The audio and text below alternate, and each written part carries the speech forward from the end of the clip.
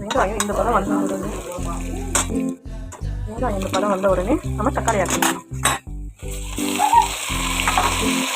இது கூடவே நம்ம பச்சை மிளகாவும் இஞ்சி பூண்டு ஆட் பண்ணிக்கலாம். கூடவே இஞ்சி பூண்டு பேஸ்ட் ஆட் பண்ணிவிட்டு நல்லா மிக்ஸ் பண்ணிவிட்டு அந்த பச்சை வாசனை போகிற அளவுக்கு நல்லா வதக்கிக்கோங்க. பூண்டு பேஸ்ட்டு போட்ட உடனே நீங்கள் சிம்மில் வச்சுருங்க, ஏன்னா அது அப்படியே பிடிக்குது.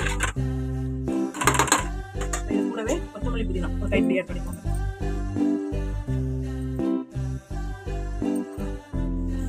கூடவே நம்ம மிளகாத்தூள், வெறும் மிளகாத்தூள் தான் ஆட் பண்ணிக்கலாம்.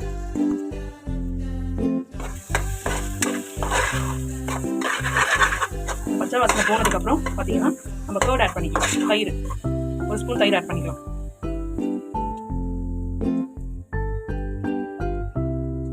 நல்லா சுருண்டு வந்துருச்சு இந்த கலர் இருக்கும். கர்ட் ஆட் பண்ணிக்கலாம். வதக்கிற போதே நல்ல மனமாக இருக்குங்க, நல்ல ஸ்மெல்லு.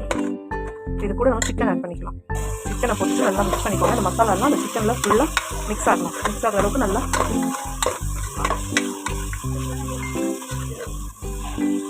நான் ஏற்கனவே உப்புலாம் ஆட் பண்ணிட்டேன். நீங்கள் தேவையான அளவு உப்பு நீங்கள் ஆட் பண்ணிக்கோங்க. நான் எடுத்துருக்கிறது பார்த்தீங்கன்னா எல்லாமே போன்லெஸ் சிக்கன் தாங்க எடுத்துருக்கேன். நீங்களும் அந்த மாதிரி ஆட் பண்ணிக்கோ. நான் வந்து இதில் 4 கப் அரிசி எடுத்துருக்கேன். இதுலேயே வந்து 4 கப், ஒரு கப் அரிசிக்கு 2 கப் தண்ணி. இந்த ஸ்டேஜில் பார்த்தீங்கன்னா உப்பு காரம் செக் பண்ணிக்கோங்க. எனக்கு வந்து உப்பு கொஞ்சம் கம்மியாக இருந்துச்சு, அதனால் நான் உப்பு ஆட் பண்ணிக்கிறேன். இது ஒரு கொதி வந்ததுமே அந்த அரிசி போட்டு ஒரு 2 விசில் விட்டு ஆஃப் பண்ணிடுவேன். அதனால் அரிசி போட்டு நல்லா மிக்ஸ் பண்ணி விட்டுட்டு குக்கர் மூடி போட்டு ஒரு 2 விசில் விட்டுடுங்க.